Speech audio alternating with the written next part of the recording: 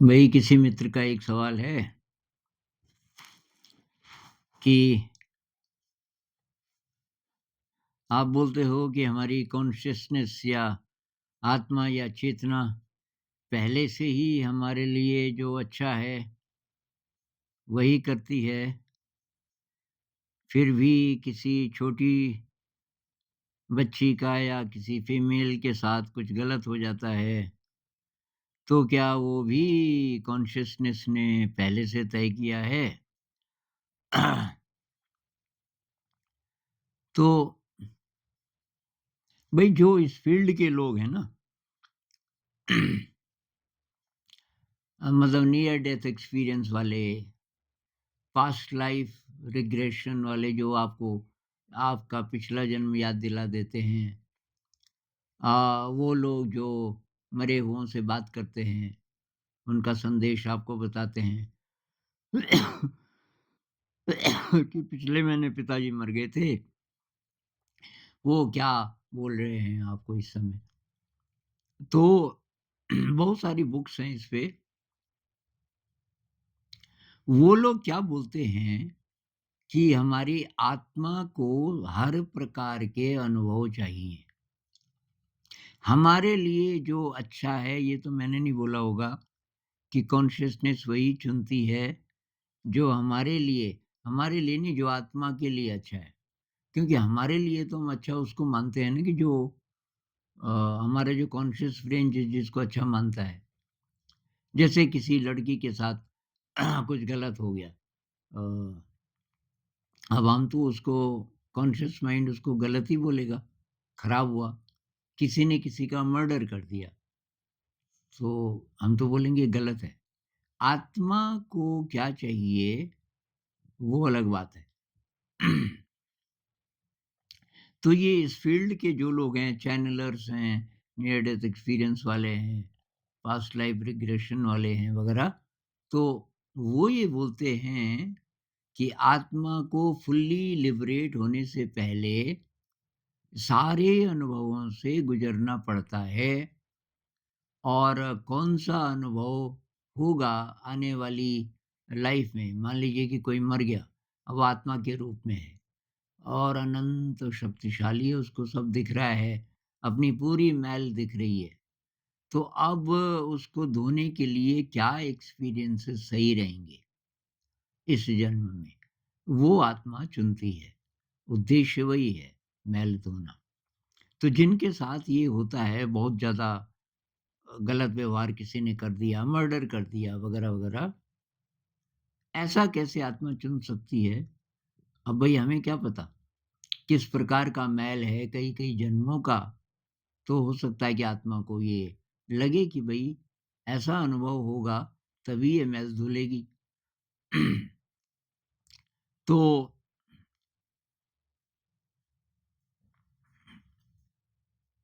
इसमें अब असली सत्य क्या है भई? अ, वो तो डिबेटेबल है, क्योंकि अब विज्ञान तो अभी चुप है। विज्ञान ज़्यादा से ज़्यादा ये बोलती है कि भई ये सब वैज्ञानिक नहीं है, वो तो आत्मा को ही नहीं मानती। लेकिन कुछ है जो ज़िंदा रहता है और वो अनंत शक्तिशाली होता है, ये बात तो प्रूव हो चुकी है एनडी से। नियर डेथ एक्सपीरियंस पर वैज्ञानिक लोग पिछले 40 वर्षों से रिसर्च कर रहे हैं, वैज्ञानिक लोग। जो पहले साइंटिस्ट थे, डॉक्टर थे, ज़्यादातर जो डॉक्टर थे, क्योंकि ये मेडिकल मामला है ना, नियर डेथ एक्सपीरियंसेस ज़्यादातर ये हॉस्पिटल्स में होते हैं। और तो वहाँ जो पहले डॉक्टर थे और बार-बार उनके जो पेशेंट्स हैं, इन अनुभवों से गुज़रते रहे और एक जैसी बातें करते रहे कि उन्होंने ये देखा, तब रिसर्च शुरू हुई। और उस रिसर्च रिसर्च में से वो बातें जो कि ये लोग जब मर गए थे और ऐसी बातें बताते हैं जो कि असंभव है, जो कि उनका कॉन्शियस ब्रेन किसी भी तरीके से नहीं बता सकता था। तो वो एक तब प्रमाण की तरह वो लोग लेते हैं। अब हमारे लिए इसमें लेसन क्या है? असली बात ये है ना हम कैसे अपनी ज़िंदगी जिएँ। तो वही मैल है, पता नहीं कितने-कितने जन्मों की और इस जन्म की भी। कई बार हमें लगता है कि नहीं मैंने तो ठीक-ठाक ज़िंदगी जी, अब मैल कहाँ से होगा? लेकिन बहुत बारीकी से एनालाइज़ करें, तो किसी की फीलिंग्स को आपने हर्ट किया, अ, किसी ने आपके लिए कुछ बोला, सही बोला, लेकिन आपको गलत लगा, आपने ऐसे ढंग से कुछ बोल दिया, कुछ कर दिया कि वो हर्ट हो गया, वो भी दुष्कर्म है। अब ऐसे-ऐसे तो छोटे-छोटे दुष्कर्म हमने पता नहीं कितने किए होंगे। अ, तो तो कुल मिला के ये कि हम अपनी मैल को कैसे धोएँ? सबसे मुख्य बात ये है कि कहते हैं कि ये मैल के ही कारण हम बार-बार जन्म लेते हैं। जो लोग कहते हैं कि अ, कोई कल कह रहा था कि बुद्ध आत्मा को नहीं मानते, लेकिन वो पुनर्जन्म को मानते हैं। तो शब्दों का हेर-फेर है। वो कॉन्शसनेस को मानते हैं, चेतना आगे जाती है। तो बुद्ध ऐसे बोलते हैं जैसे एक कैंडल से एक कैंडल बुझने वाली है, उससे दूसरी कैंडल आपने जला दी, तो फ्लेम ट्रांसफ़र हो गई, पहले वाली बुझ गई। ऐसे ही अ, ये पुनर्जन्म होता है। फिर वो इसको मानते हैं, दुष्कर्म को, अकुशल कर्म वो बोलते हैं, और उसकी हम जिसको मैल बोल रहे हैं, उसको शायद संखार बोलते हैं उसमें, बुद्धिज़्म में। तो वो आगे चलता है और इस सब से छुटकारा पाने के लिए जन्म-जन्म का जो ये बंधन है, इससे छुटकारा पाने के लिए वो ध्यान की सलाह देते हैं। तो एक ही बात तो हो गई। हिंदुइज़्म में उसको आत्मा बोलते हैं। तो आत्मा का कॉन्सेप्ट क्या है कि भई जो परमात्मा है, समझ लो कि उसकी चिंगारियाँ हैं।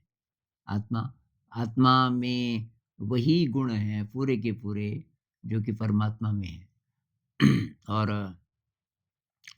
वो कुछ लोग कहते हैं कि आत्मा के और हमारे फिजिकल बॉडी के बीच एक और लिंक है जिसको एस्ट्रल बॉडी कह सकते हैं, वाहन।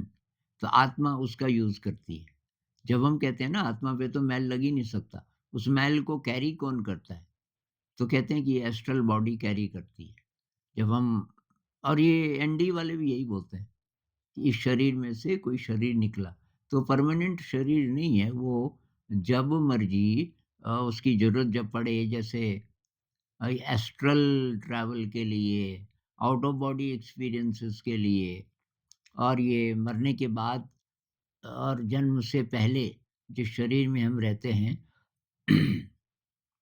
उसके लिए इसका उपयोग आत्मा करती है, एस्ट्रल बॉडी। तो एस्ट्रल बॉडी के पास सारा रिकॉर्ड होता है कि इसी जन्म का नहीं, सारा ही पिछले जन्मों का भी रिकॉर्ड लेके वो चलती है। तो उसके बाद जन्म हो गया, तो अब वो जो एस्ट्रल बॉडी है, उसको वो छोड़ देती है वो उतनी देर के लिए, लेकिन वो रहती है। तो ये जो एक और क्वेश्चन है ना कि आप बोलते हो कि ये जो हमारे अ जो डेथ जिनकी हो गई ये पितृ वगैरह पूजा वगैरह करते हैं ना, कि वो क्या आप बोलते हो कि वो हमारे साथ रहते हैं और हमारी रक्षा करते हैं, हमें हिंट्स देते हैं, तो उनका पुनर्जन्म नहीं हो गया होगा? तो हम जब पितृ पूजा करते हैं, पिताजी मर गए थे 20 साल पहले, अब हम अभी भी पूजा कर रहे हैं, तो उनका जन्म नहीं हो गया होगा अब तक? तो कहते हैं जन्म तो ये है कि ना फिज़िकल बॉडी मिल गई एक, लेकिन वो जो एस्ट्रल जो बॉडी है वो रहती है कि हर जन्म की, कभी की भी, क्योंकि जो एस्ट्रल है उसकी तो कोई लिमिट नहीं है ना, वो इस मैटर से थोड़ी बना है।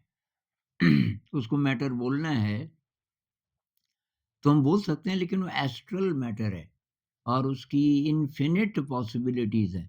आपका एस्ट्रल शरीर कई जगह एक साथ रह सकता है।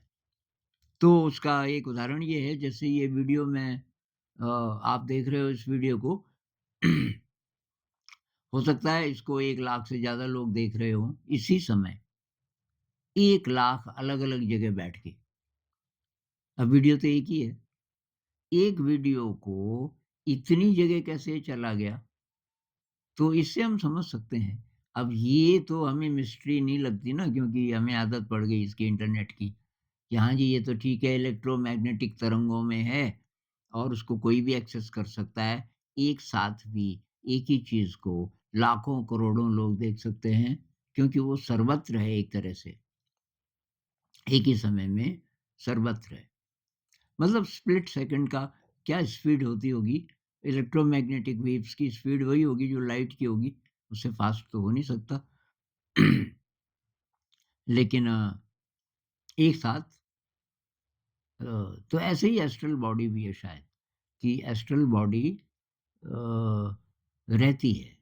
अनीता मूरजानी जो बोल रही है ना कि पिताजी को मिली, 10 साल पहले डेथ हो गई थी। नियर डेथ एक्सपीरियंस जब उसको हुआ तो पिताजी ही मिले पहले। तो अब ये पिताजी कैसे मिले? तो ये उसका एस्ट्रल शरीर है। पिताजी ने जन्म ले लिया होगा, कहीं होंगे वो 9-10 साल के किसी जगह फिज़िकल बॉडी में। अब वो फिज़िकल बॉडी को नहीं पता चलता। हो सकता है कि मेरी पिछली पीढ़ी के जो लोग थे, पिछले जन्म के, और वो मुझे अभी भी याद करते हों। कोई बोलता मेरे दादाजी थे, परदादा जी थे और ऐसे-ऐसे थे और वो पूजा कर रहे हों मेरे लिए कि भई वो जहाँ भी जिस भी लोक में हों वो खुश रहें। अब मैं तो यहाँ हूँ, लेकिन वो जो एस्ट्रल बॉडी है ना, वो अब उसका मुझे पता कब चलेगा? तभी चलेगा शायद जब अब 2 तरीके हैं, या तो कुछ लोग ध्यान में इतने गहरे चले जाते हैं, जैसे बुद्ध कहते हैं उनको कई लाइफ़ टाइम्स दिख गए अपने। जब उनको ये एनलाइटनमेंट हुआ, कई लाइफ़ टाइम्स एक साथ दिख गए। और दूसरा ये कि एनडी वालों को पता चलता है और फिर हम जब मर जाएँगे तो असली तो तभी पता चलेगा कि ये क्या चक्कर है। लेकिन फ़िलहाल हमारे लिए इन सब के बीच हमारे लिए एक चीज़ तो ये है कि भई डेथ नहीं होती। हम फालतू में ये रोते रहते हैं जो लोग चले गए, भई जाना ही था उनको। हाँ, हम पूरी सेवा करें, देख-रेख करें, नहीं कर पाए तो कोई बात नहीं, आपने तो कोशिश की होगी, नहीं कर पाए, तो जो अब ज़िंदा हैं आपके आस-पास, हम उनकी तरफ ध्यान दें, उससे उससे हमारा प्यूरिफ़िकेशन होगा। तो असली बात ये है हम कैसे अपनी मैल को धोएँ। नमस्कार।